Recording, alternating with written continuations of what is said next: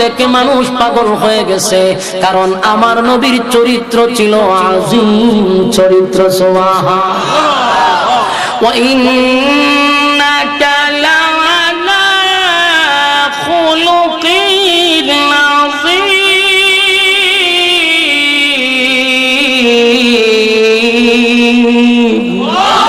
আল্লাহ খুলুকে আযীম আপনারে দান করলাম। আমার নবীর চরিত্র দেখে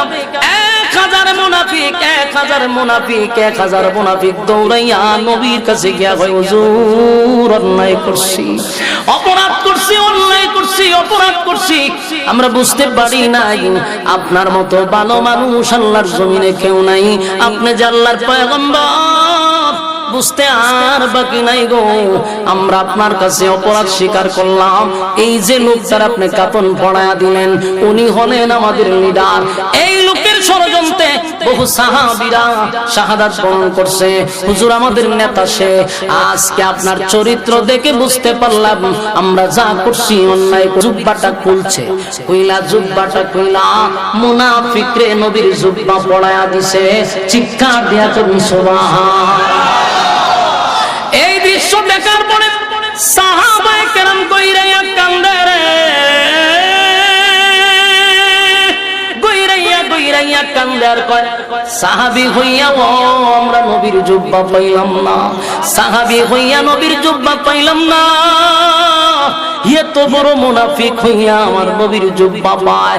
নবীর জুব্বা সাধারণ নয় রে, নবীর জুব্বা সাধারণ নয়। আল্লাহ নবীর জুব্বা মুবারকটা বেঈমানদের পড়ায়া দিল। সাহাবায়ে কেরাম কান্নার রুল ফলায়া দিছে। গোটা জানাজার মাঠে কান্নার রুল পড়ে গেল। নবীর জুব্বা তো এটা যেমন তেমন না, পাইল তো পাইল, একটা মুনাফিকে পাইল, সহ্য করতে পারে না। সব সাহাবীরা যখন কান্না শুরু করলো, আল্লাহর নবী বলেন, সাহাবীরা রে শুন, আমি কেন তারে জুব্বা পড়াইলাম। সাহাবীরা শুনো, আমি নবী কেন তাদেরকে জুব্বা পড়াইলাম।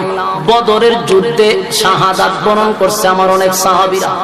তখন তাদেরকে কবর দেওয়ার সময়, দাফন করার সময় তাদের শরীরে কাপড় ছিল না।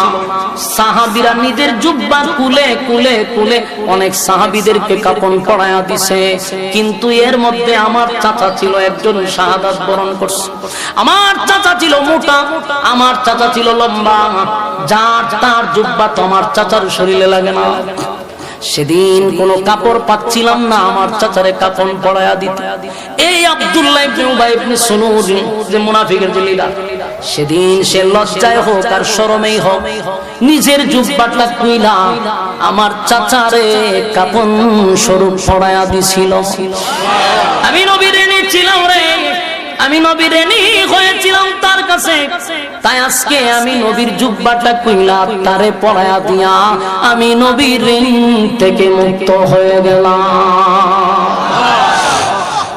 আমার যুবক ভাইরা, এই দৃশ্যগুলা কিন্তু মুসলমানরা যেমন শুনতে ছিল, দেখতে ছিল। বলুন আরো কে আছে এখানে? 1000 মুনাফিক। কয় হাজার? জানাজা পড়ার জন্য আসছিল না দেখার জন্য? 1000 মুনাফিক জানাজা দেখার জন্য আসছিল। এই মুনাফিকরা এই দৃশ্যগুলা দেখার সাথে সাথে মুনাফিকরা চিন্তা করল, কার বিরোধিতা করলাম রে, কার বিরোধিতা করলাম? যেই নেতার অর্ডারে আব্দুল্লাহর পুত্র মুহাম্মদের বিরোধিতা করলাম, ইসলামের বিরোধিতা করলাম, নবীর বহু সাহাবাকে হত্যা করলাম, সেই নবীরে মারার জন্য চেষ্টা করলাম। আজকে আমাদের নেতার জুব্বা পড়ায়া দেয় মুহাম্মদ, নেতার মুখে তুতু লাগায়া দেয় রে, কার বিরোধিতা এতদিন করলাম? করমিল্লাযী খালাকাল ইনসানা ওয়া কাররাম وعلمه من البيان ما لم يعلم فسبحان الذي لا يحصى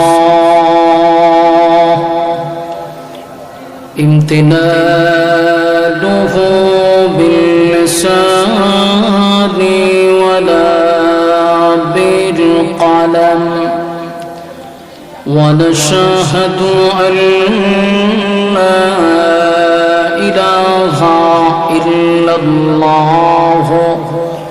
وحده لا شريك له وأشهد أن سيدنا وسندنا وحبيبنا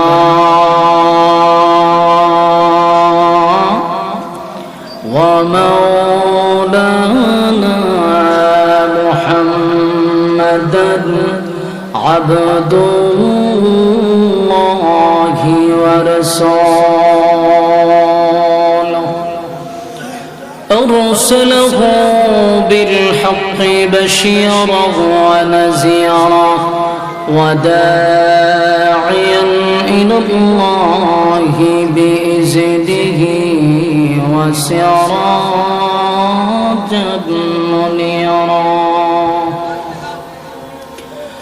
أما بعد فأعوذ بالله من الشيطان الرجيم بسم الله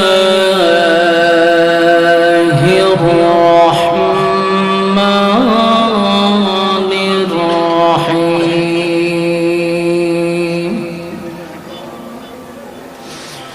فلا وربك لا يؤمنون حتى يحكموك فيما شجر بينهم ثم لا يجدوا في أنفسهم حرجا مما قضيت ويسلموا تسليما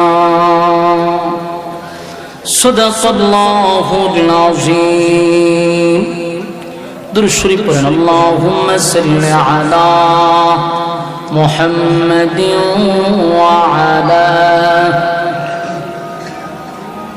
ঠিক আছে একটু কমান হালকা করে শীষ না كما صليت على إبراهيم وعلى إنك حميد مجيد اللهم بارك على محمد وعلى آل محمد كما باركت على إبراهيم وعلى إنك حميد मेरा दिल तलब रहा है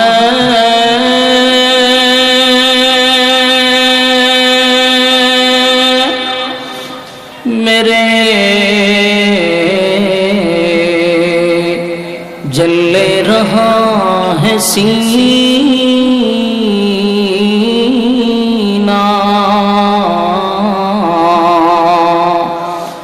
ए दवा वही मिलेंगे मुझे ले चलो मदीना बलागल उला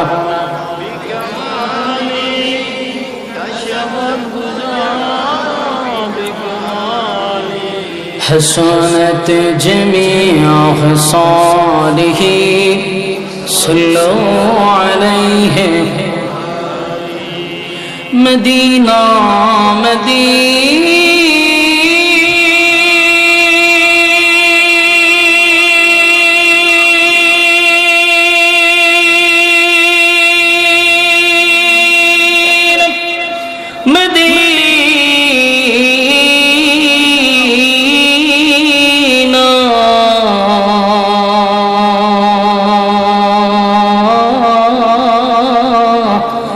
मदीना मदीना মুমিনুন প্রকাশ করি অনেক মহব্বত আপনারা করেন না হয় এখানে আমি থেকে গেছি আপনারা যেভাবে আমার জন্য মৌমাছির মতো বসে আছেন পাশে একটা মাহফিল একেবারে কাছাকাছি মাহফিল আবার প্রচন্ড ঠান্ডা সর্বদিক মিলায়ের পরও আপনারা যারা বসছেন আসছেন, এটা একমাত্র লিওয়াজহিল্লাহ, আল্লাহর জন্য এই মহব্বত।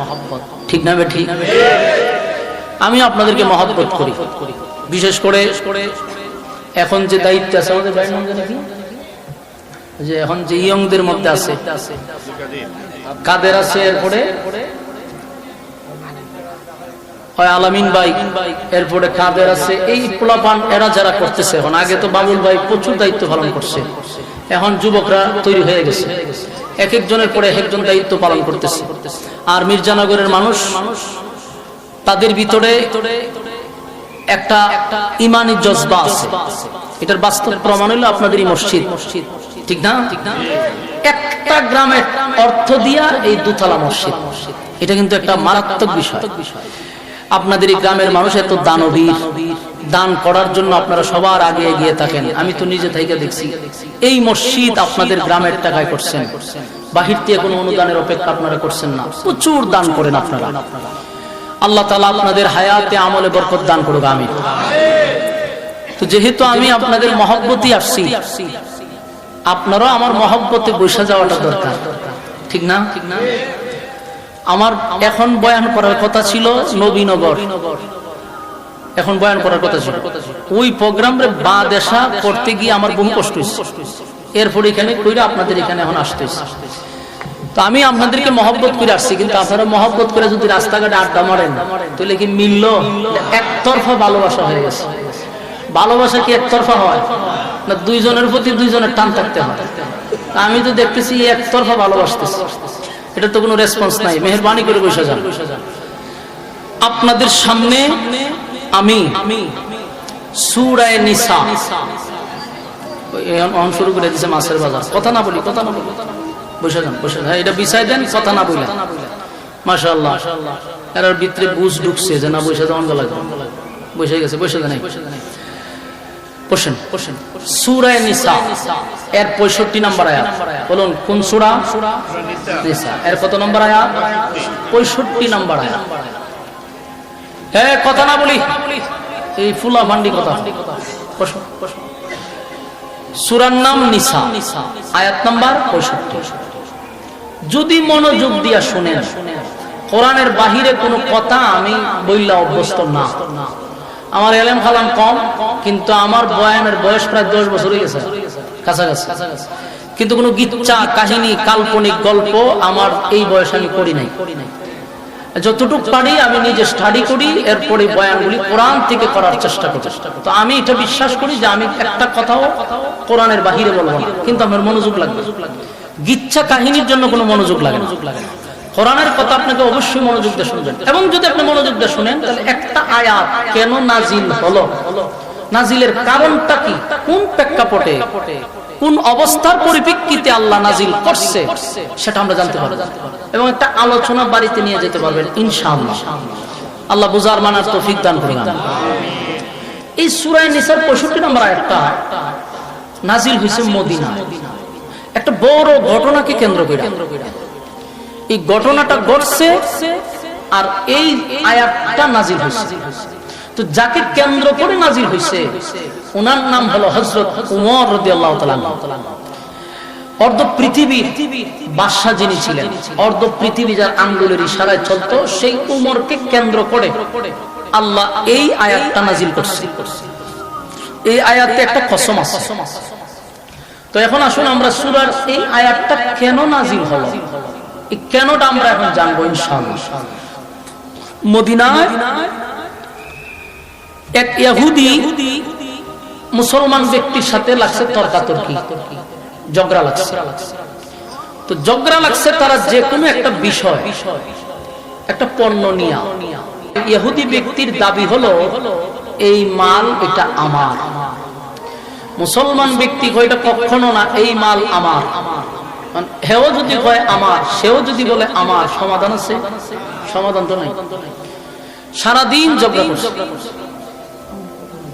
সারাদিন ঝগড়া করছে, কিন্তু কেউ কাউরে আর মাল দেয় না। ইহুদিরও দাবিটা আমার, মুসলমানের হয় আমার। দুই ব্যক্তি আমার আমার করে সকাল থেকে বিকাল হয়েছে, কিন্তু কেউ কাউরে মালও দেয় না। আবার করবে, এটা কি 16 বছরের বিচার হবে? কথা দেখুন না আপনারা। এটা কি 16 বছরের বিচার? আমাদের বাংলাদেশের বিচার সম্পর্কে আপনাদের ধারণা আছে? কথা হয় না। 18 বছর রে বানাই দেয় 21 বছর, 50,000 রে বানাই দেয় 50 কোটি। তাহলে এই বিচারটা নবী করবেন না, কথা কোন ঠিক নেই। আল্লাহর রাসূল বললেন এটা সুষ্ঠু একটা তদন্ত হইতে। আল্লাহর রাসূল এটা একটা সুষ্ঠু তদন্ত করছে। তদন্ত করে দেখে মূলত মালটা হইল ইহুদি। বলুন মাল কার? আমরা একটু হা না কই তুলে আমি বুঝলাম যে আমার কথা রিসিভ হইতেছে, আমি তো চিন্তার থাকি। আর আমার ভাষা তো আপনারা ভালো করে বুঝেন, ঠিক না? আমি আমার আঞ্চলিক ভাষায় অনেকটা আস্তে আস্তে সরে গেছে। আগে খুব বেশি আইতো, এখন একটু কম আসে। তো আমি যতটুকু জানি কুমিল্লা যেহেতু থেকে গেছি, আমার তো মোটামুটি আপনারা আমার ভাষা বুঝেন, আমি পুরা কুমিল্লার ভাষা বুঝি, এতে কোনো সন্দেহ নেই। দীর্ঘ একটা সময় আপনাদের এই দেবিদ্বারে ছিলাম, তো সন্দেহ নেই। এখন চিন্তা করেন মাল কার? বিচার করছে কে? এখন আপনি এখান থেকে শিখার আছে তো, খালি ওয়াজ শুনলেন না, শিখবেন। এটা যদি 16 বছরের বিচার হইতো তাহলে চিন্তা করতো যে হ্যাঁ আমার দলের বিচারটা আমার দলের হইতে হলো। এই দলবাজি করে করে কিন্তু 16 বছর গেছে। তাহলে এখান থেকে আপনি শিখতে হবে ইনসাফ ভিত্তিক বিচার। আমার সন্তানও যদি হয়, সে যদি অপরাধী হয়, তাকে মৃত্যুদণ্ড দিতে হবে। এটার নাম হলো ইনসাফের বিচার। কিন্তু 16 বছর নয়, 54 বছর সোনার বাংলাদেশে ইনসাফের বিচার হয় নাই, এখনো হচ্ছে না। ভবিষ্যতে কতটুকু হবে এটা আল্লাহ ভালো জানে। তো যেটা হয় না এটা 7 বছরে যদি না হয়, এটা বলে 27 বছর হয় না, ঠিক না বেটি? তো সম্মানিত শুধু রাসূল বিচার করছে, তদন্ত করে এটা ইহুদির মাল। কিন্তু মুসলমান ব্যক্তি তো খুব ফিকাবে আছে, আমার নবী বিচার করছে, রায় আমার পক্ষে আসবে। কিন্তু বিচার আসছে ইহুদির। ইহুদিরে কয় না মাল এটা তোমার, যথেষ্ট প্রমাণ আছে, সাক্ষী আছে, তোমার মাল লয়ে তুমি বাড়িতে যাও। ইহুদি ব্যক্তি খুব খুশি, মাল লয়ে আনন্দের সহিত বাড়ি যেতেছে। মুসলমান ব্যক্তির মনটা বেশ একটা ভালো না, যে বিচারটা আমার দলের লোকের দ্বারা আমি খাইলাম না। সে মন খারাপ করে গেছে রাসূলের কাছ থেকে গিয়া। করছে কি? রাস্তার মাঝখানে আবার ইহুদি ব্যক্তি আটকেছে। আটকে কই যা আমার ভিতরে আনন্দ, মাল আমি পাইছি, সারাদিন ঝগড়া করে বাড়িতে যাই। না এটা তো হবে না। হবে না মানে কোনো হবে না, আমি তোরা যাইতে দিব না। এইটার সন্ত্রাসী কায়দা, ঠিক না বেটি? এমন হচ্ছে জোর যা মূল্য তা। এখন শুরু করছে সন্ত্রাসী কায়দা, মাল আমি তোরা দিব না। ইহুদি ব্যক্তি সকাল থেকে ঝগড়া করলাম বিকাল পর্যন্ত, বিচার করলো তোমার দলের তোমার নবী, রায় ফাইলাম আমি, আনন্দ নিয়ে বাড়ির যাই, মাঝখানে তুমি মাল দিবা না। এখন তো তুমি গায়ে ভাড়া ঝগড়া করতেছ। বাইরে আমার বিচার পছন্দ হয়েছে না, আপনারা সবাই মিললে নাউজুবিল্লাহ বলেন। বিচারটা করছে কে? বিচার পছন্দ হয়েছে না কার? মুসলমান ব্যক্তিটা। চিন্তা করছেন বিষয়টা? ইহুদি ব্যক্তি বলল তোমার নবী বিচার করলো, আর তুমি বলতেছো তোমার বিচার পছন্দ হয় নাই। আমার তো সন্দেহ লাগতো যে তুমি আসলেই কি মুসলমান কিনা। চিন্তা করেন, ইহুদি ব্যক্তি ধরে নিছে, কারণ তোর লক্ষণ বালা না। তখন হচ্ছে ভাই এখন কি করবো? এখন তো এই ইহুদি ব্যক্তি তো একবার মাজলুম হয়ে গেছে, কারণ হে জোর আছে বেশি, হ্যাঁ মারবো। তখন ইহুদি ব্যক্তি বলল ভাই তাহলে এখন তুমি কি চাইতেছো? ভাই আমি এটা সানে বিচার করব, মানে এই বিচার আমার হইছে না, আমি আরেক জায়গায় বিচার লিয়ে যাব। ইহুদি ব্যক্তি চিন্তা করলো যে এর সাথে আমি এখন যদি কুস্তি লাগি তাও পারতাম না, মারামারি করে পারতাম না, মাল হেল হয়ে যাবে।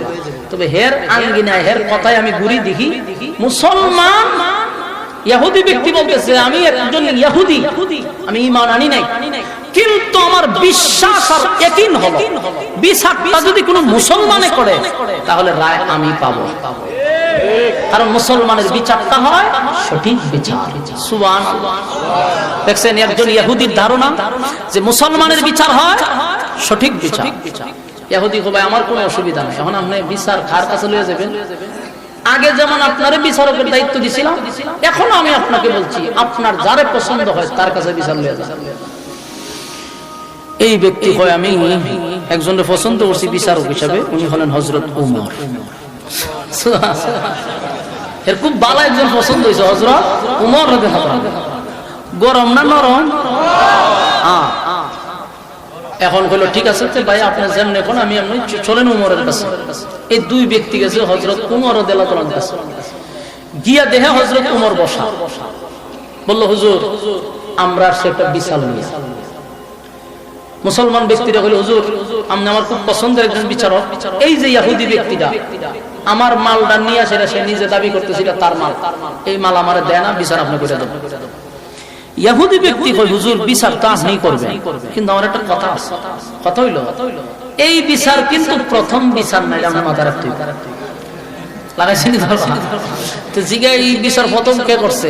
তো আপনার নবী মুহাম্মদুর রাসূলুল্লাহ সাল্লাল্লাহু আলাইহি সাল্লাম বিচার কইরা রায় আমারে দিছে, কিন্তু আপনারা মুসলমান ব্যক্তিটা কয় নবীর বিচার বলে হের পছন্দ হইছে না। কার সামনে আছে বুঝেন না আপনারা? আমি যেই আয়াতটা পড়ছি এই আয়াতটা কারে কেন্দ্র করে না দিলেছি, আমি কিন্তু এই জায়গাতে আইছি, ঘটনা কিন্তু এখনো শেষ না, শুরু হইছে না। হযরত উমরের সামনে দাঁড়ায় যখন ইহুদি ব্যক্তি কথা বলছে, হযরত উমরের সাথে সাথে চেহারার রং পরিবর্তন হয়ে গেছে, সাথে সাথে চেহারার রং পরিবর্তন হয়ে গেছে, চট করে বসার থেকে দাঁড়ায় গেছে। দাঁড়ায়া মুসলমান ব্যক্তিটারে বলল, কিরে ঘটনা কি সত্য? জি সত্য। বিচারটা কি আমার নবী করছিল? বলে জি। তোর পছন্দ হয়েছে না? বলেন না। তাহলে আমি বিচার করলে তোর পছন্দ হইব? বলে জি পছন্দ হইব। তুই কেন দাঁড়ায় থাক, লড়িস না। হযরত উমর দুইজনের দাঁড় করায় গেছে ঘরের ভিতরে, গিয়ে একটা রান্দা লইছে, বড় দাঁড়ালো দেখে আয়া দুইজনের মাঝখানে খারিয়া কয়, ইহুদি ব্যক্তিটা যদি বলতো আমার নবীর বিচার পছন্দ হইছে না, আমি মেনে নিতাম। এখন কি সিস্টেমে রাসূলের জিগায় দেন? কোরআনের কোন আয়াত আছে না হুজুর যে আপনার বিচার পছন্দ হইছে না, আমি আরেক জায়গায় বিচার নিয়ে যেতে পারবো না, সানি বিচার করতে পারবো না, এমন কোন আইন আছে? না, আইন নাই। ইসলামের কোন দিক দিয়ে আছে? কোন দিক দিয়ে অনেক। এখন ইহুদি ব্যক্তি হইলে আমাদের একটা প্রশ্ন, হুজুর আপনার উমর আমার নির্দোষ ভাইজারে কেন হত্যা করলো? যদি কোরআনে না থাকে, বাধা না থাকে, আপনার পক্ষ থেকে কোনো বাধা নাই, ইসলামের কোনো বাধা নাই যে এক বিচার আরেক জায়গায় নিয়ে গেলে কোনো অপরাধ না, তাহলে আমার ভাই তো সেই কামটাই করছে। আপনার কাছে বিচার দিছে, তার ভালো লাগছে না, সে এই বিচার লইয়া গেছে উমরের কাছে। উমরের কাছে কেন সানি বিচার লইয়া গেল? উমর আমার ভাইয়ের হত্যা করে দিচ্ছে, আমার ভাই তো নির্দোষ। লাগছেনি দরবার, কুরআনকার দরবার কই গেছে দেখেন। এখন তারা কি করলো? হযরত উমরের নামে হত্যা মামলা দিছে। কি মামলা? হত্যা মামলা। দরবার কই গেছে খালি একটু খেয়াল রাখেন, দিছে হত্যা মামলা, উমরের নামে হত্যা মামলা। এটা মাথায় রাখেন। এখন আসুন, উমরের নামে যে হত্যা মামলা দিছে কিসের উপরে? উমর নির্দোষ মানুষকে হত্যা করছে। উমর কি সাধারণ কোন সাহাবী? কথা বলেন না দিন, উমর তো সাধারণ সাহাবী না। উমর তো যে কোনো মানুষের টাস করে হত্যা করার কথা না। অর্ধ পৃথিবী যিনি চালানোর যোগ্যতা আছে। আল্লাহ রাসূল বলেন আমার পরে কোনো নবী আসবে না, যদি আসতো উমর আল্লাহ নবী বানাই দিত। তো উমর কি আপনি আমার জ্ঞান লিয়ে চলে? উমর একটা মানুষকে হত্যা করছে, নিশ্চয়ই কোনো কারণ আছে, কিন্তু উমরের নামে দিছে হত্যা মামলা করে। এখন আসুন আমরা আগে উমরের চিনি, বাকি অংশটুকু শুনবেন। উমরের না চিনা পর্যন্ত আলোচনা বুঝবেন না। আলোচনা হইল হযরত উমর এমন এক ব্যক্তি যে জমিনের মধ্যে ভূমিকম্প শুরু হয়েছে, জমিনের মধ্যে ভূমিকম্প শুরু হয়েছে। উমর আসিল নামাজ, তখন নামাজের মধ্যেই জমিন এইভাবে লড়তেছে। হযরত উমর একটা লাঠি লইছে, লইয়া জমিনের মধ্যে মারছে বাড়ি, বাড়ি মেরে কয়, রাসূল তোমার পেটে শুয়ে আছে, আমি উমর নামাজ পড়তেছিলাম, এত লড়াচড়া কেন? তোমার কি ভয় নাই? এই যে ভূমিকম্প বন্ধ হইছে, আইজও বন্ধ, কাইলো বন্ধ, মদিনায় আর ভূমিকম্প হয় নাই।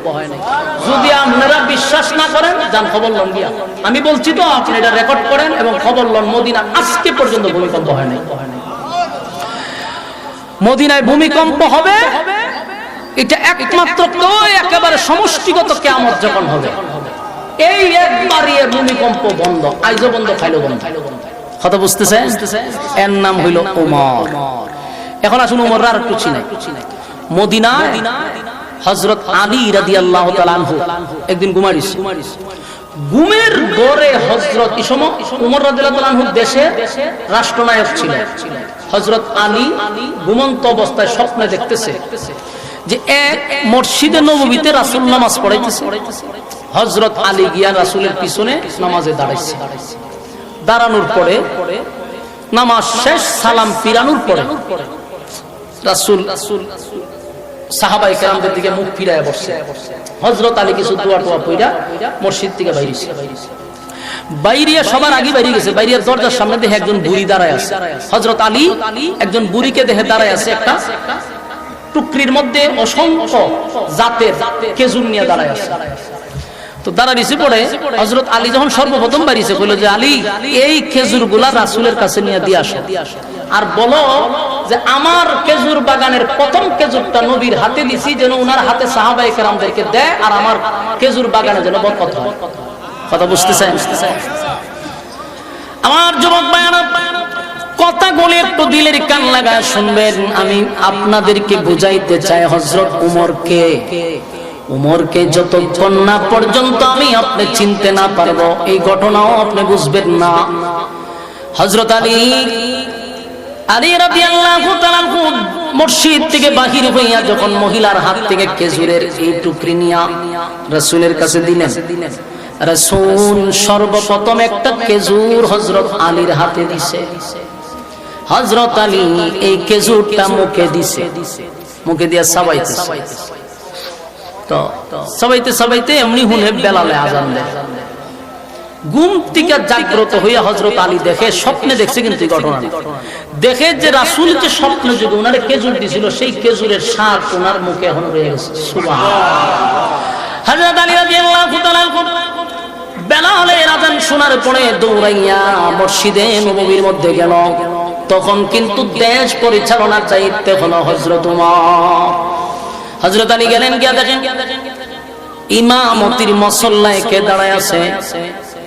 কথা হয় না, আপনারা কি তো ওয়াজ শুনতে, ওয়াজের তো মনোযোগ থাকতে। ইমামতির মুসল্লায় তিনি দাঁড়ায়, যিনি রাষ্ট্রের প্রধান, তিনি হলেন ইমাম। কথা বুঝতেছেন? এই সিস্টেম পাল্টায়া দেওয়া হয়েছে। কথা বুঝতেছেন? এই জন্য আপনারা বলতে পারেন না। উচিত ছিল যিনি ইমাম তিনি হবেন নেতা, কিন্তু ইমাম সামনে বানাইছে আজকে মানুষের খবর জিয়ারতের লেগে। ইমাম সামনে বানাইছে মানুষের বাড়ির 40-এর দোয়া করাইবার লেগে। উচিত ছিল ইমাম থাকবে নেতা, ইমাম করবে বিচার। যিনি দেশের রাষ্ট্রনায়ক থাকবে তিনি মসজিদের ইমাম থাকবে। সিস্টেম তো পাল্টাইছে, আপনারা কেমনে করবেন?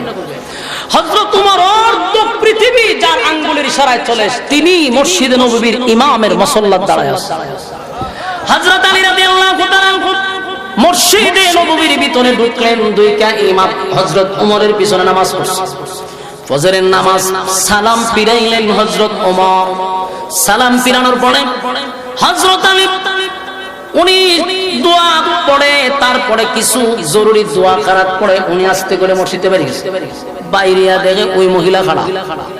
সুবহানাল্লাহ। বাড়ি দিয়া কইবে বুড়ি মহিলা খাড়া, হাতে খেজুরের বড় টুকরি। হযরত আলী সাহেব চোখ উল্টে দিয়েছে। ঘটনা কি? স্বপ্নের সাথে মিল্লা দিতেছে। ঘটনা কি? কতকালে স্বপ্নে না আমি দেখলাম। বুড়ি ডাক দিয়ে বলে, আলী এই খেজুরের টুকরিটা তুমি হযরত উমরের কাছে দিবা। উমরকে বলবা সব সাহাবীদেরকে যেন খেজুরটা বন্টন করে দেয়, আর যেন দোয়া করে আমার খেজুরের বাগানের প্রথম খেজুরটা খলিফা হযরত উমর যেন সবাইরে দেয়, নিজে খায়। সুবহানাল্লাহ। আলীর ভিতরে তো 12টা বাজতেছে, যে স্বপ্নে দেখছিলাম আমি না, বাস্তব হইল কিছু বলেন। টুকরি নিয়া হযরত উমরের কাছে দিছে। উমর রাদিয়াল্লাহু তাআলা খেজুর প্রথম লইয়া ওই আলীরে দিছে। হযরত আলী একটা খাইলো, খাওয়ার পরে যে খুব মজা, খুব স্বাদ, ওই স্বপ্নে যেরকম স্বাদ লাগছিল সেম স্বাদ। তখন একটাই দিছে। তো হযরত আলী বললেন, উমর পর্যাপ্ত পরিমাণ খেজুর কিন্তু টুকরিতে আছে, সাহাবীদেরকে দিয়াও টুকরিতে খেজুর থাকবে, তুমি তো আমার আরেকটা দিতে পারো, খুব স্বাদ, আরেকটা দিতে পারো। হযরত উমর বলেন, স্বপ্নে কিন্তু রাসূল তোমাকে একটা খেজুরই দিছিল। আমরা চিন্তা করছেন বিষয়টা? স্বপ্ন দেখলো কে? হযরত আলী। আর হযরত উমর রাদিয়াল্লাহু আনহু বলেন, রাসূল তো তোমাকে একটা খেজুরই দিছিল, আমি দুইটা দিব কেন? হযরত আলী চোখ উল্টাই দিয়েছে। ঘটনা কি? স্বপ্নে দেখলাম আমি, উমর জানলো কি? হযরত আলী রাদিয়াল্লাহু তাআলা বলেন, উমর এই স্বপ্ন আমি আজকে রাতে দেখছিলাম, কিন্তু আমার স্বপ্নের কথা পৃথিবীর কেউ জানে না। উমর রে তুমি কেমনে জানলা? তোমারে কি কেউ জানাইছে না ইলহামের মাধ্যমে পাইছো? হযরত উমর বলেন, কেউ জানায় নাই, আমি গায়েব জানি না। আমি এটা এমনিতেই যদি কেউ আল্লাহর পাগল হয় তাহলে আল্লাহ তার ভিতরে এটা ঢুকায়া দেয়, উপলব্ধি করতে পারে। সুবহানাল্লাহ সুবহানাল্লাহ। হযরত ওমর কোন দরজার একজন সাহাবী ছিল সেটা একটু টাচ দিয়ে গেলাম আপনাদের। সেই খলিফাতুল মুসলিমের ওমর শুধু এটা না, শেষ না, 21 জায়গায় কোরআনের আয়াত নাজিল হইছে উমরের মেজাজ মতো। সুবহানাল্লাহ। কি আপনারা আইনা হয়ে যান? এখন বুঝেন আপনার ঈমান কত শক্ত। কোন জায়গা সুবহানাল্লাহ বলতে বলবেন? এখন বলুন, কোরআনের আয়াত নাজিল হয় রাসূলের উপরে, কিন্তু 21 জায়গায় আয়াত নাজিল হয়েছে উমরের মেজাজ মতো। আমার যুবক ভাইরা, খলিফাতুল মুসলিমিন হযরত ওমর কিন্তু সাধারণ কোন সাহাবী না, এটা আপনাদের মাথায় রাখতে হবে। 21 জায়গায় কোরআনের আয়াত নাজিল হয়েছে। শুধু আপনি নয়েজটা কমান, সাউন্ড খুব সুন্দর ছিল, এমন ভলিউম দিয়েন না যাতে নয়েজ হয়। হযরত ওমরের মেজাজ মতো এখনো নয়েজ হইতেছে, এখন আরো কমান, ভলিউম আরো কমান। 21 জায়গায় আয়াত নাজিল হয়েছে শুধু ওমরের মেজাজ মতো। সুবহানাল্লাহ। ওমর কেমন সাহাবী আপনাদেরকে একটা ঘটনা বলি। আমার জায়গায় যাচ্ছি, হযরত ওমরের মেজাজ মতো আমার আল্লাহ কোরআন আয়াত নাজিল করে রে। যেমন একবার মদিনা সবচেয়ে বড় মুনাফিক যার নামের লিস্ট আছে, মুনাফিকের একটা লিস্ট একবার জিবরাইল নবীর কাছে লইছে, লম্বা লিস্ট মুনাফিকের। এই মুনাফিকের লিস্টে সর্বপ্রথম যার নামটা, এটা হলো নবীর খুব কাছের। নবীর কথা হয় না, মুনাফিক যারা এরা কিন্তু আপনার পাশে থাকে। কথা বুঝতেছেন? মুনাফিকরা আপনার ধরা যায় না, চিনা যায় না, এ আপনার খুব ঘনিষ্ঠ থাকে এবং সবচেয়ে বেশি আপনার মহব্বতের লুকই থাকবে, বোঝা যাবে আপনার লাগে জীবন দাঁড়াবে। ঠিক না বেটি? মুনাফিক ধরা যায়। আল্লাহর হাবিব যখন নামাজ পড়তো, যেই ব্যক্তিটা নবীর বরাবর দাঁড়াইতে, মাইকটা আমার খুব ডিস্টার্ব করতে যাও, আবার শীষ দিতেছে, অতি ভক্তি ভালো না, খুব সুন্দর সাউন্ড ছিল, আমি বলছি ভলিউম কমান, তো বাড়াইতেছে, এটা শীষ দেয় কেন? খুব চমৎকার একটা সাউন্ড আছে, এটা এখনো শীষ দেয়। হযরত ওমর যার মেজাজ মতো প্রায় 21 জায়গায় কোরআনের আয়াত নাযিল হয়ে গেল। ওই যে মুনাফিকের কথা বলতাম, নবী দাঁড়াইছে ইমামতির মুসল্লায়, একেবারে বরাবর যে দাঁড়ায় এই হইল সবচেয়ে বড় মুনাফিক। কথা বুঝতেছেন? বলুন, এই লোকটারে কি ধরা সম্ভব? নবীর পিছনে দাঁড়া, নবীর পাশে পাশে থাকে, সবসময় সাথে থাকে, দাড়ি এই লম্বা, পাগড়িও মেলা লম্বা, ধরবেন কেন না? দেখতে তো মারাত্মক, কিন্তু এই লোক ছিল মদিনার সবচেয়ে বড় মুনাফিক। আল্লাহর হাবিবের কাছে যখন একটা কাগজ আসলো, হুজুর আল্লাহ পাঠাইছে মুনাফিকের লিস্ট, সাবধান এরা কিন্তু বড় বড় মুনাফিক। নবী জানতো কারা মুনাফিক, নবীর কাছে তো লিস্টই আসছে, কিন্তু নবী প্রকাশ করে না। আল্লাহর নবী জানতো কিন্তু প্রকাশ করে না। এর মধ্যে সবচেয়ে বড় মুনাফিকের নাম হলো আব্দুল্লাহ ইবনে উবাই ইবনে সুলুল। মারা গেছে। মারা যাওয়ার পরে নবী তো জানে যে হে হইল শয়তানের সবচেয়ে বড় লিডার, কারণ মুনাফিকের প্রথম যে নামটা এটা হলো হ্যাঁ, কইরে গেছে।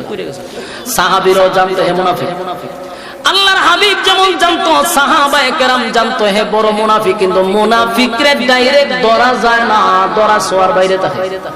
এমন কাজ করবো যে আপনি বুঝতেছেন হ্যাঁ আমার ক্ষতি করতেছেন, কিন্তু বলতে পারতেছেন না, কারণ এমন সিস্টেমে করে মানে বলার কোনো সুযোগ নেই। কথা কি বুঝতেছে? আমরা জানেন যে আমার ক্ষতি করতেছে, এখন আপনি বলবেন যে হে এরকম অপশন রাখছে না বলা, বুঝবেন খালি হ্যাঁ আপনার ক্ষতি করে, কিন্তু বলতেও পারতেছেন না। আল্লাহর নবী জানতো ইসলামের ক্ষতি করতেছে আব্দুল্লাহ ইবনে উবাই ইবনে সুলুল। সাহাবীরাও জানতো সে ইসলামের বড় দুশমন, কিন্তু তারে কোনোভাবেই ধরা যায় না। ঠিক এইভাবেই সে দুনিয়ার থেকে বিদায় হয়ে গেছে। আবার এই মুনাফিকের একটা ছেলে ছিল নবীর খুব ঘনিষ্ঠ এবং সাহাবী, অরিজিনালি নবীর মহব্বতের সাহাবী। সে দৌড়ায় নবীর কাছে আসছে, হে হুজুর আমার আব্বা মারা গেছে। নবী তাই নাকি বলে? আল্লাহ রাসূল আশ্চর্য হয়েছে, না মরে গেছে তো সে। এখন হে আয়েশা হুজুর মনের মধ্যে একটা কষ্ট লিয়ে আসছে। আল্লাহর নবী বলেন কি কষ্ট? বলে আমি তো আপনার একজন সাহাবী। বলে হ্যাঁ। বলে হুজুর আমি আপনার জন্য জীবন দিতে প্রস্তুত। বলে আমি জানি, কিন্তু হুজুর আমার আব্বা যে শয়তানের উপর দিয়ে হাঁটতো এটা আমি জানতাম। আপনিও জানেন আমিও জানি, আমার বাপ যে বেশি সুবিধা ছিল না এটা আপনিও জানেন আমিও জানি, সাহাবীরা জানেন। শয়তান হুদ্দা শয়তান আছে আমার আব্বা, কিন্তু হুজুর আমার তো বাপ খারাপ হইলো, আমার কি বাপ, আমার তো হুজুর একটু মায়া লাগে, আব্বা মরে গেছে। আপনি যদি জানাজাটা পড়ায় দিতেন আমার আব্বার আল্লাহ মাফ করে দিত। সুবহানাল্লাহ থাকলে হইতে পারে। সাহাবী তো তার ধারণা হলো আমার বাপ যে শতানা ছিল তো আমি জানি, কিন্তু বাপ তো নবী যদি একটু জানাজাটা পড়ে দিলাইতেন এই জানাজার উসিলা আল্লাহ হয়তো বা মাফ করে দিবেন। আমার যুবক ভাইরা, আব্দুল্লাহ ইবনে উবাই ইবনে সুলুল নবীর বড় ক্ষতি করছে, আল্লাহর নবীরে হত্যা করার ষড়যন্ত্র পর্যন্ত করছে। বহু সাহাবী তার চক্রান্তে পড়ে ইন্তেকাল করছে, শাহাদাত বরণ করছে। সেই মুনাফিক যখন মারা গেল, আমার নবীরে যখন সাহাবীরা এসে বলল হুজুর আমার আব্বার জানাজাটা পড়ায়া দেন, আমার নবীর ভিতরে কত মায়া, কত দয়া, কত মায়া, কত দয়া। নবীজি নিষেধ করলেন না, ডাক দিয়া বলে আব্দুল্লাহ রে, আমার জানাজার পরে যদি তোমার আব্বারে মাফ করে দেয় ওয়াদা দিলাম আমি তোমার আব্বার জানাজা পড়ায়া দিব। বাচ্চাগুলো উড়াই যান, বাচ্চাগুলো উড়াই যান। আমার যুবক ভাইরা, আমার বলেন যদি আমি জানাজা পড়াইলে আল্লাহ মাফ করে দেয়, অসুবিধা কি? আমার জানাজা যদি একজন মানুষ মাফ করে দেয়, আমি জানাজা পড়াবো, যেই কইছে পড়াবো উনিটা দৌড় মারছে না, রাসূলের কাছে আর কইছে এক দৌড় মারছে। দৌড় কেন মারছে? সাহাবী তো জানে যে নবী কইছে পড়াবো, এমনি যদি জিবরাইল না করে দেয়, যদি জিবরাইল আয়াত নাযিল করে যে না আপনি পড়ায়েন না জানাজা, তো দৌড়বার লাগবে, উনি তো দৌড় দিছে, দৌড় দিয়ে যারে পাইছে এর কই শোনো আমার আব্বার জানাজা নবী পড়াইলো। সারা মদিনায় অলিতে গলিতে শহরে বন্দরে সব জায়গায় প্রচার করে দিয়েছে নবী কিন্তু আমার আব্বার জানাজা পড়াইলো। চিন্তা করছে চালু, কিন্তু যেই সাহাবী শুনে নবী জানাজা পড়াবে সব সাহাবী মাথা দাঁত দিয়ে সব না, এত বড় মুনাফিকের জানাজা আমার নবী পড়াবে, যে শুনে সেই আশ্চর্য হয়। আল্লাহর নবী যখন বললেন জানাজা পড়াবো, সেই সাহাবী প্রচার প্রসার করে দিছে, খবরটা গেছে উমরের কানে। খবর কার কানে গেছে? যেই মাত্র উমর শুনছে আর উমর বরদাস্ত করতে পারে না, তরবারিটা লইয়া দৌড়াইতে দৌড়াইতে নবী সাহাবী হযরত ওমর জানাজার মাঠে গেছে।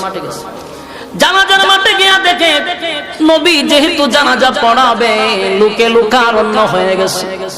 শুধু মুসলমান জানাজায় আসছে বিষয়টা এমন না, 1000 মুনাফিক আসছে এই জানাজা। কত হাজার? কারণ সমস্ত মুনাফিকের লিডার মারা গেছে।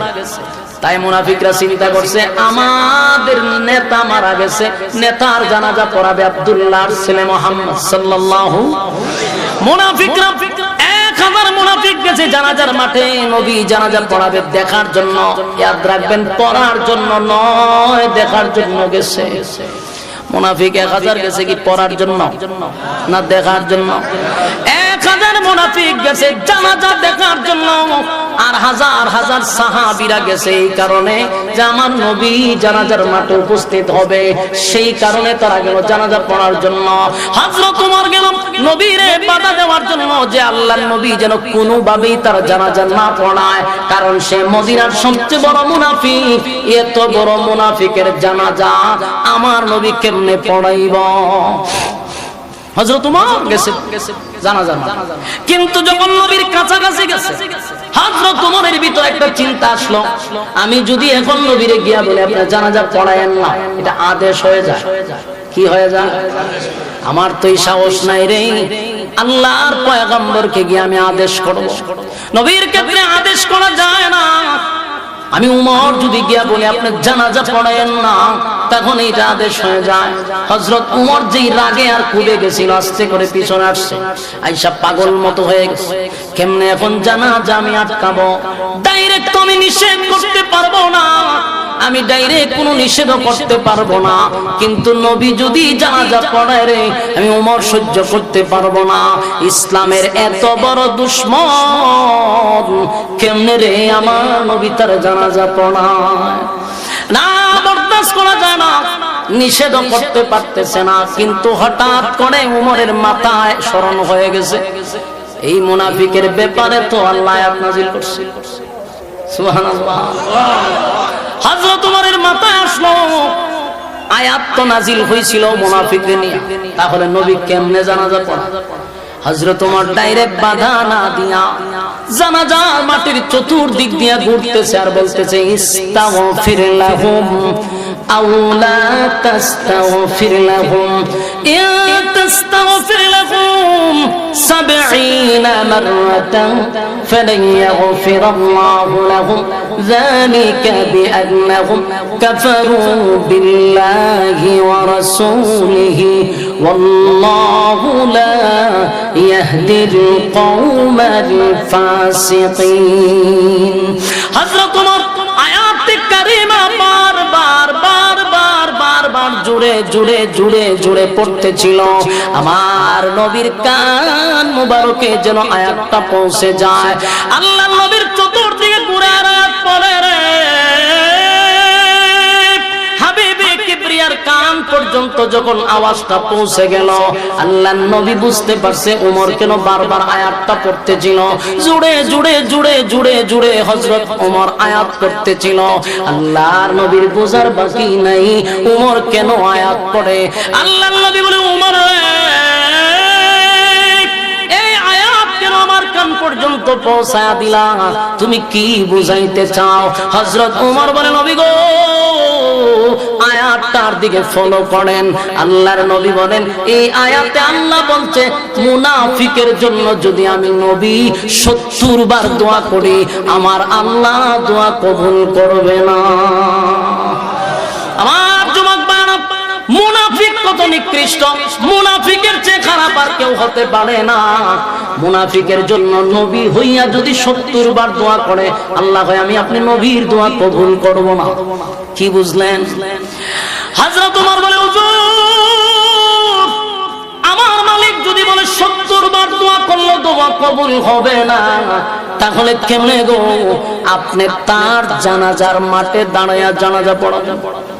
হযরত ওমর যখন প্রশ্ন করছে, আল্লাহর নবী বলেন, ওমর রে আমার মালিক আমারে তো দয়া মায়া কেন দিল? আমার মনটা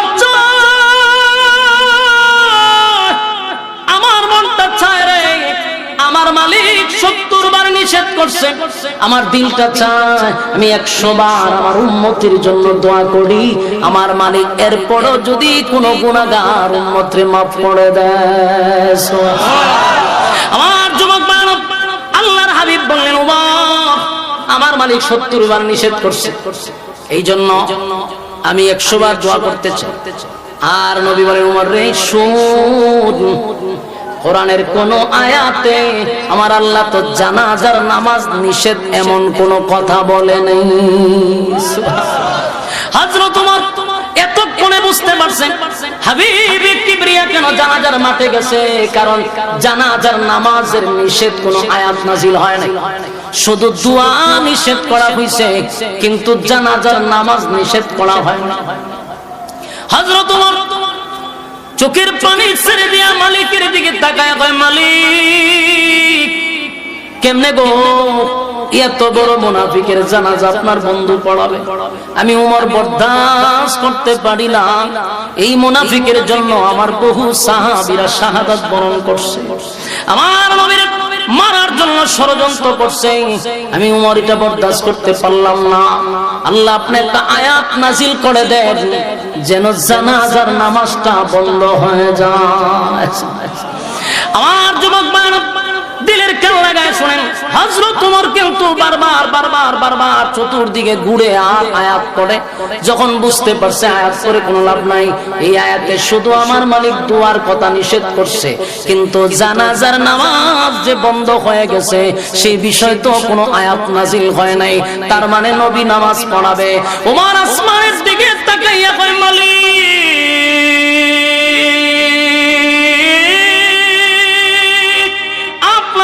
নামাজ পড়াবে, এত বড় একটা মুনাফিকের জানাজা পড়াবে, আমি ওমর বরদাস্ত করতে পারি না। হঠাৎ করে নবীজি আরো চমকায়া দিছে। এই জানাজার মাঠে যত সাহাবায়ে কেরাম ছিল কারো মনে কিন্তু আনন্দ ছিল না, সবাই জানে সে একটা মুনাফিক, কিন্তু নবীর সামনে দাঁড়াইয়া কথা বলার সাহস কারো নাই রে। নবীর উপর দিয়া তো কথা বলা যায় না, তাই কোন সাহাবী কথা বলতে ছিল না। হযরত ওমর বারবার আসমানের দিকে তাকায়, নবীরে কিছু বলার নাই, কারণ আয়াত তো নাজিল হয় নাই। আমার যুবক ভাইয়েরা, কিন্তু নবী এর ভিতরে একটা ঘটনা ঘটায়া দিল। আল্লাহর নবী লাশের সামনে গিয়া দাঁড়াইছে, দাঁড়াইয়া নবীর মুখের তু আইনা ওই মুনাফিকের মুখে লাগায়া দিছে। এই দৃশ্য দেখার পরে সাহাবায়ে কেরাম আরো আশ্চর্য হয়ে গেল। এর থেকে বড় আশ্চর্যের বিষয় হলো আল্লাহর নবীর, আমার যুবক ভাইয়েরা, এরপরে নবী জানাজা পড়ায়া দিলেন। জানাজা কি হলো? হযরত ওমর সবচেয়ে বড় আশ্চর্য হইছে যে যেখানে মুনাফিকরা সাক্ষী দিছে সে মুনাফিকের লিডার ছিল। এত কিছু জানার পরে নবী কেমনে রে জানাজাটা পড়াইল? সবাই খুশি হইলেও, কারণ 1000 তো মুসলমান হইছে। এখন কথা হয় না, এক মুনাফিক চলে গেছে কিন্তু 1000 ইসলাম গ্রহণ করছে। সুবহানাল্লাহ। এই আনন্দে সাহাবায়ে কেরামদের ভিতরে একটু আনন্দ, সাহাবীদের ভিতরে একটু আনন্দ ছিল, কিন্তু সবাই আনন্দিত হইলেও ওমর কিন্তু এখন আনন্দিত হয়নি। ওমরের ভিতরে বাইরিতেছে, এত বড় মুনাফিকের জানাজা আমার নবী পড়াইলো না, এটা বরদাস্ত করতে পারলাম না। জানাজা শেষ, সব সাহাবীরা যার যার দিকে চলে যাচ্ছে। ওমর জানাজার মাটির নিচে তাকায়া বসে আছে আর চিন্তায় ব্যস্ত, আল্লাহর নবী কেমনে রে এই মুনাফিকের জানাজা পড়াইলো। সব চলে গেলে ওমর জানো, ওমর চিন্তিত। হঠাৎ করে তাকায়া দেখে হাবিবে কিবরিয়া নবী মুহাম্মদুর রাসূলুল্লাহ সাল্লাল্লাহু আলাইহি ওয়াসাল্লাম ওই মুনাফিকের লাশের পিছনে পিছনে হেঁটে হেঁটে কবরে যায়। যেই মাত্র দেখছে নবী মুনাফিকের লাশের পিছনে কবরে যায়, হযরত ওমরের বুঝতে বাকি নাই নবী কবরে গিয়ে এখন দোয়া করবে। নবী দোয়া করবে, এমনি ওমর চিৎকার দিয়া বলেন, ইস্তাগফির লাহুম আও লা তাস্তাগফির লাহুম ইন তাস্তাগফির লাহুম 70 মাররাতান ফালান ইয়াগফিরাল্লাহু লাহুম যালিকা বিআন্নাহুম কাফারু বিল্লাহি ওয়া রাসূলিহি ওয়াল্লাহু লা ইয়াহদিল কওমাল ফাসিকিন। হযরত ওমর এবার চিৎকার দিয়ে বলেন, মালিক আপনি তো বললেন মুনাফিকের জন্য 70 বার দোয়া করলো দোয়া কবুল করবেন না। আল্লাহর নবীকে আয়াত নাজিল করে জানায়া দিলেন, আমার নবী কেমনে গো এখন গিয়া দোয়া করবে? আল্লাহর নবী দোয়া কেমনে করবে? ওমর পাগল হয়ে গেছে আর আসমানের দিকে তাকায় কয়, মালিক বরদাস্ত করতে পারলাম না, বরদাস্ত করতে পারলাম না। ওমর পাগলের মতো হয়ে গেছে। আল্লাহর নবী যখন দাফন কাফন শেষ, মুনাফিকরে কবর দিয়া দিছে, এবার নবী দুইটা হাত উত্তোলন করবে, নবী একটু দোয়া করবে ওই মুনাফিকের জন্য। যেই মাত্র নবী হাত তুলছে রে, এমনি নবী তাকায়া দেখে সামনে জিবরাইল দাঁড়ায় আছে। একটা জবান বন্ধ রাখবেন না, জুরে করুন আল্লাহু আকবার। জিবরাইল আলাইহিস সালাতু ওয়াস সালাম বলেন, নবী গো দোয়া করবেন পড়ে, দোয়া করবেন পড়ে, দোয়া করবেন পড়ে। আগে শুনেন আল্লাহর সিদ্ধান্ত কি। আল্লাহ তাআলা এই মুহূর্তে জানায়া দিছে আপনার ওমরের সিদ্ধান্তটা মালিকের কাছে পছন্দ। আল্লাহু আকবার বলেন, আরো জোরে কোন আল্লাহু আকবার। এই ঈমানের আওয়াজ দিয়ে বলেন আল্লাহু আকবার। ওমর কি জিনিস রে? ওমর কেমন সাহাবী, ওমরের কি পরিমাণ সম্মান আর মর্যাদা। ওমর যে সাধারণ কোন সাহাবী না, বুঝতে পারছেন এতক্ষণে? ওমর যা চাইছিল আল্লাহ জিবরাইল পাঠায়া কয়, হুজুর আপনার ওমরের সিদ্ধান্ত চূড়ান্ত সিদ্ধান্ত, ওমরের সিদ্ধান্তটা আল্লাহর কাছে বড় পছন্দ। আজকের পর থেকে আপনি এই যে এখন জিবরাইল যে আসছে, আয়াত নাযিল হইছে, আরেকটা না আয়াত নাযিল হইছে, ওয়ালা তুসাল্লি আলা আহাদিন মিনহুম মাতা আবাদান ওয়ালা তাকুম আলা কবরি। এই যুবক বান্দা, হযরত জিবরাইল নবীর সামনে এসে আয়াত নাযিল করছে, আল্লাহ আয়াত নাযিল করে দিয়েছে। এই আয়াতটা নাযিল হয়েছে সম্পূর্ণটা ওমরের মেজাজ মতো। সুবহানাল্লাহ। জিবরাইল আইছে, হুজুর মালিক পছন্দ করছে গো। এই যে উমরের সিদ্ধান্তের উপর আল্লাহ আয়াত নাযিল করছে, ওয়ালা তুসাল্লি আলা আহাদিন মিনহুম মাতা আবাদান ওয়ালা তাকুম আলা কবরি। আল্লাহ কয় নেক্সট টাইমে, পরবর্তীতে আর কোনদিন ভবিষ্যতে আপনি কোন মুনাফিকের জানাজা পড়াবেন না। সুবহানাল্লাহ। মুনাফিকের জানাজা যেন না পড়ায়, এই কথা কার মনে ছিল? হযরত উমরের। কথা হয় না? প্রতিবাদ কে করছিল? উমরে করছিল। আল্লাহ উমরের সিদ্ধান্তটা পছন্দ করে বলেন, ওয়ালা তুসাল্লি আলা আহাদিন মিনহুম মাতা আবাদান ওয়ালা তাকুম আলা কবরি। আর কোনদিন ভবিষ্যতে আপনি মুনাফিকের জানাজা পড়াবেন না। শুধু জানাজা নয়, এরপরের অংশ আল্লাহ বলেন, ওয়ালা তুসাল্লি আলা আহাদিন মিনকুম মাতা আবাদান ওয়ালা তাকুম আলা কবরি। আল্লাহ কয় মুনাফিকের কবরের সামনে দাঁড়াইয়া কোনদিন আপনি মুনাজাত করবেন না। হ্যাঁ, কথা বুঝতেছেন? কি বুঝছেন? আপনাদের আওয়াজে বোঝা যায় বুঝেন কম নাকি? কি বলছে? মুনাফিকের জানাজা পড়া নিষেধ, মুনাফিকের কবরের সামনে মুনাজাত করা নিষেধ। কথা হয় না? আজ থেকে ১৫০০ বছর আগে এই আয়াত আল্লাহ নাযিল করছিল। কোরআনের একটা মুজিজা হলো, কোরআন তার বিশেষ কোনো কারণে নাযিল হতে পারে, কিন্তু তার হুকুম থাকে কিয়ামত পর্যন্ত। কথা হয় না? নামাজের আয়াত নাযিল হয়েছিল ১৫০০ বছর আগে। নামাজ আছে না নাই? রোজা আছে না নাই? নাযিল হয়েছিল কত বছর আগে? ১৫০০ বছর আগে। মুনাফিকের জানাজা নিষেধ করছে আল্লাহ ১৫০০ বছর আগে। কোরআনের মান, কোরআন যদি মানেন, কোরআনের হুকুম এখন পর্যন্ত আছে। আপনারা যদি নিজেকে মুমিন দাবি করেন, তাহলে আল্লাহর কোরআনের আইনও আপনাকে মানতে হবে। যদি আইন না মানেন, আপনি নিজেকে মুসলমান দাবি করতে পারবেন না। কথা হয় না?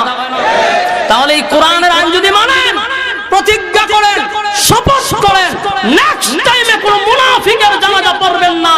যারা ইসলামের বিরুদ্ধে কথা বলছে, কোরআনের বিরুদ্ধে কথা বলছে, আলেমদের বিরুদ্ধে কথা বলছে, মাদ্রাসা নিয়ে কথা বলছে, এত মারা গেলে জানাজায় আমরা শরীক হব না। এদের জন্য দোয়া করব না ইনশাআল্লাহ। রাজি আছেন? এটা কি আবেগ না ইমানের সহিত বলতেছেন? হ্যাঁ, ইমানের সহিত বলতে হবে, আবেগে বলার দরকার নাই। কথা কি বুঝতেছেন? এই মাইক একটু বাড়ান আগের মতো করে। এটা আপনাদের মাথায় রাখতে হবে। এটা আমরা মুখে মুখে স্লোগান দেই নাই, কারণ যদি আপনি মুনাফিকের জানাজা অ্যাটেন্ড করেন, কোরআন অস্বীকার করছেন। হ্যাঁ, কথা কয় না? কোরআন কি করছেন? আর যদি কোন মুনাফিকের জানাজা কোন মৌলবী পড়ায়, কোন ইমাম সাহেব পড়ায়, আল্লাহর কসম সেই ইমামের পিছনে আর নামাজ হবে না। কারণ ইমাম কোরআনের আয়াত স্বীকার করছে, সে মুরতাদ, তার পিছনে নামাজ পড়বে না। কথা কয় না? আমাদের দেশের কিছু কাঠমৌলবী আছে, টাকার জন্য মুনাফিকের জানাজা পর্যন্ত পড়ায়।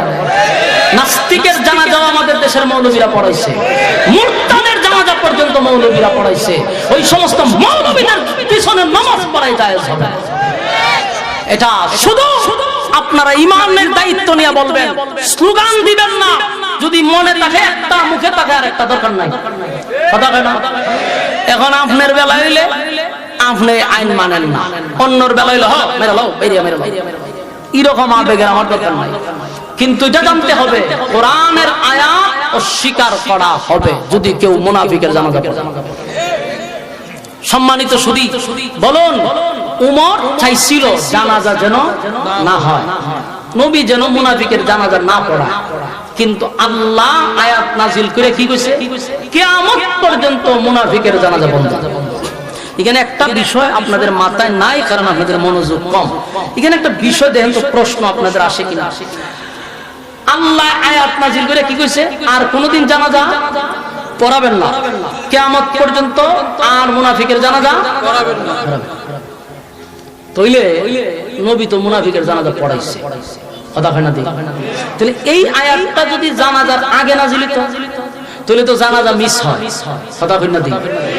এই আয়াতটাই জানাজা পড়ানোর পরে কেন নাজিল হইল? এই আয়াতটা আগে কেন নাজিল হইল না?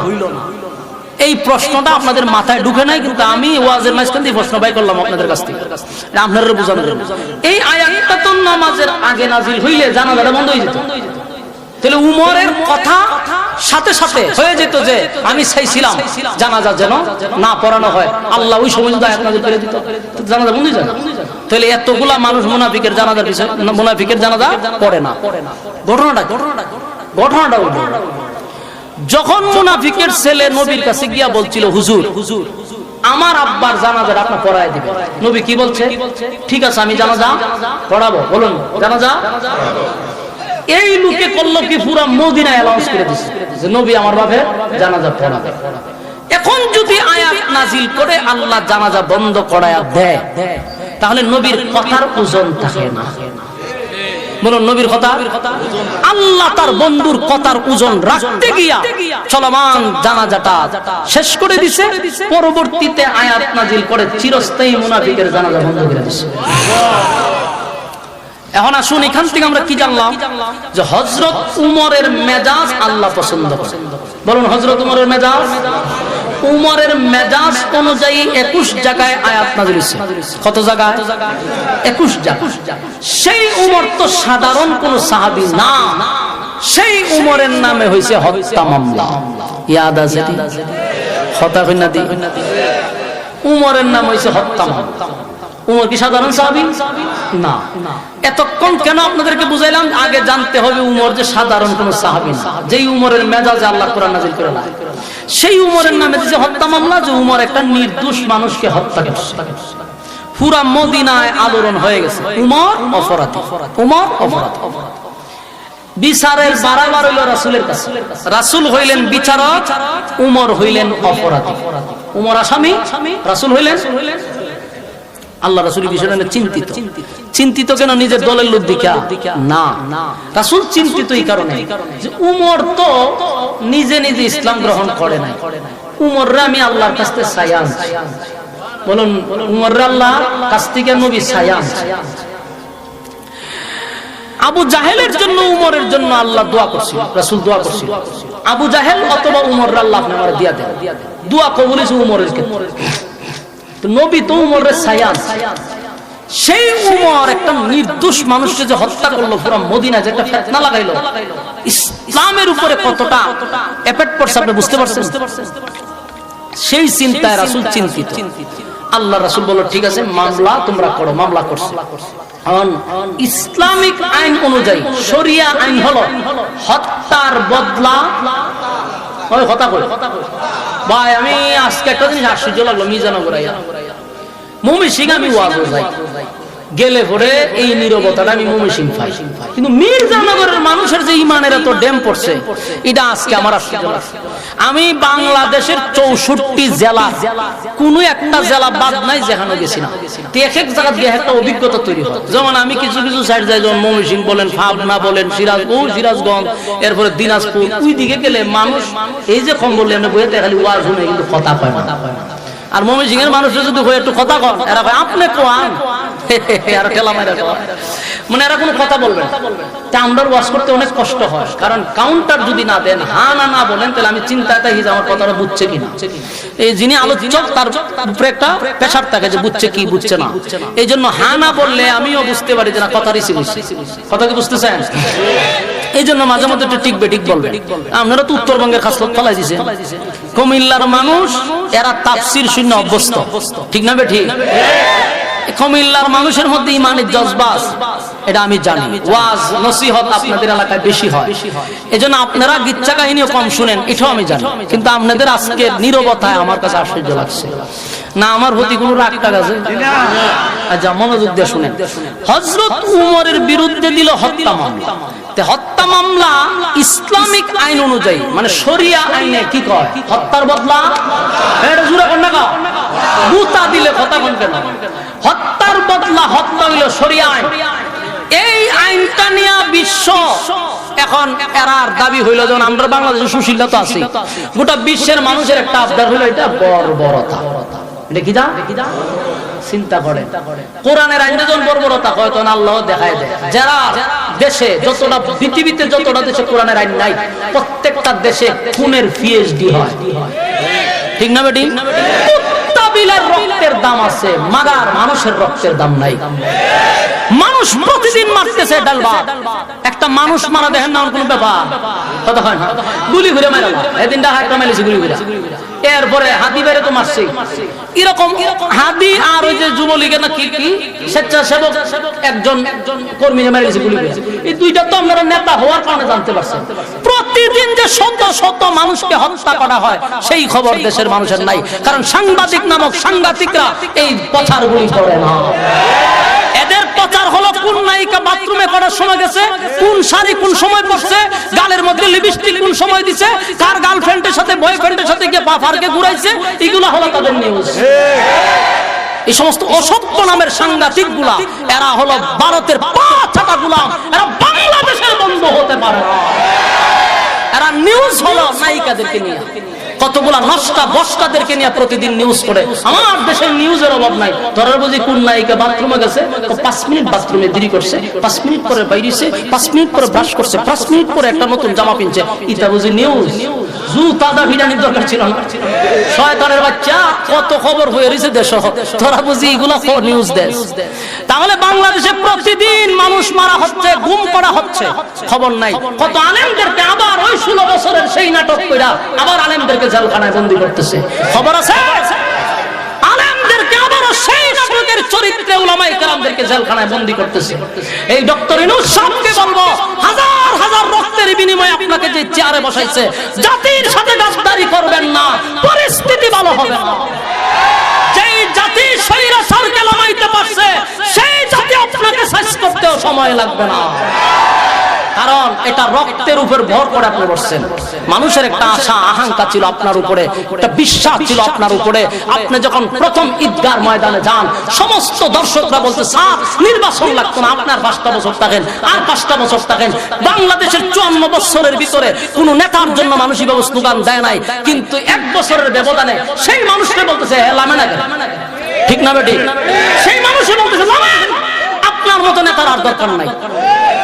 আপনি দেশটারে একটা বানাইছেন, সব ওই যেটা কি কয় তার আত্মীয় স্বজন দিয়া একটা মহিলা গ্রুপ তৈরি করে দেশটারে 12টা বাজে গেছে।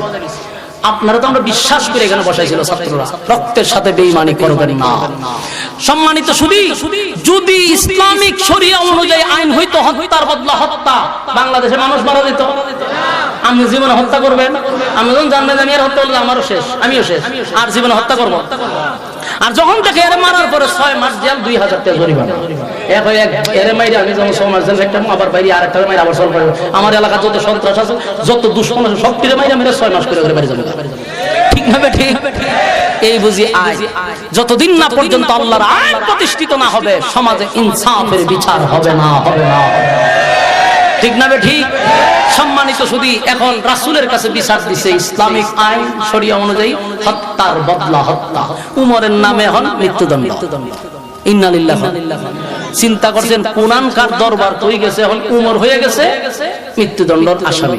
এখন উনি হলেন প্রধান আসামি, উনাকে মৃত্যুদণ্ড দেওয়া হবে, বিচারক হইল রাসূল। গোটা মদিনা আলোড়ন হয়ে গেছে, উমর একটা নির্দোষ মানুষকে হত্যা করছে। কথা কি বুঝতেছেন? যেমন আমরা বাংলাদেশের সাংঘাতিকরা তিলরে তাল বানায়, ঠিক না বেঠি? ঠিক তেমনি ভাবে তখন যদিও মিডিয়া ছিল না, কিন্তু মুখ মিডিয়া আছে, এটা দিয়ে মানুষের কাছে প্রচার করছে, দেখছো উমর একটা নির্দোষ মানুষ হত্যা হয়েছে, এইভাবে প্রচার হয়ে গেছে।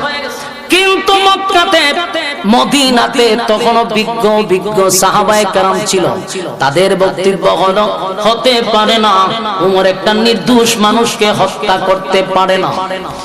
এখানে কোন একটা ষড়যন্ত্র আছে রে, উমর তো নির্দোষ মানুষকে হত্যা করতে পারে না, কিন্তু কোন প্রমাণ নাই যে এটা প্রমাণ করবে উমর নির্দোষ মানুষকে হত্যা করে নাই।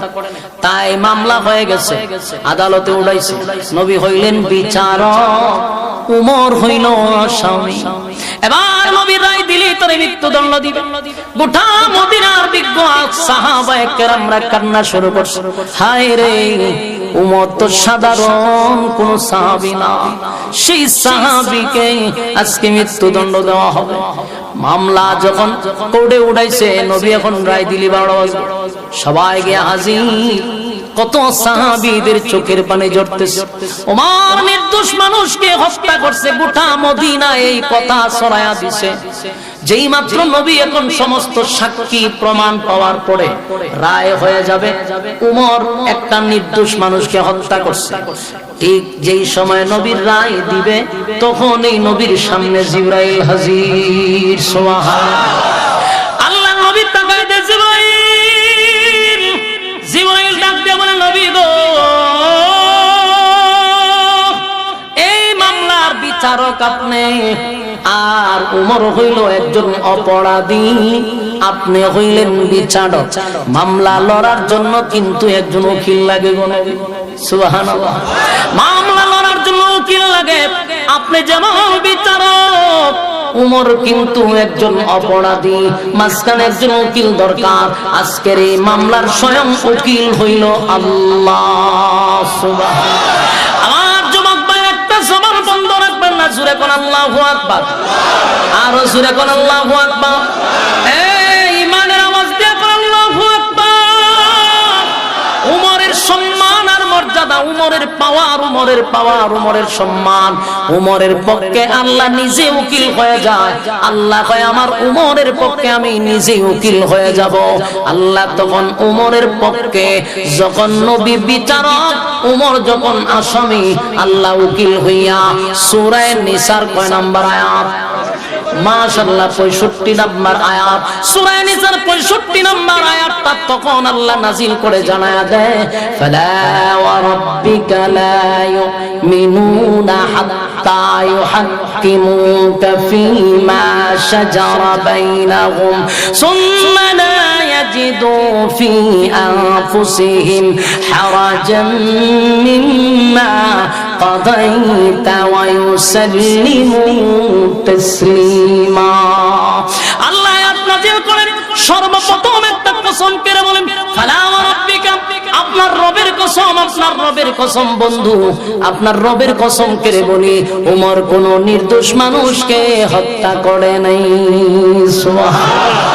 আমার মালিক রায় দিছে, আল্লাহ রায় দিয়া কয় ফালা ওয়া রাব্বিকা, আপনার রবের কসম উমর কোন নির্দোষ মানুষকে হত্যা করে নাই।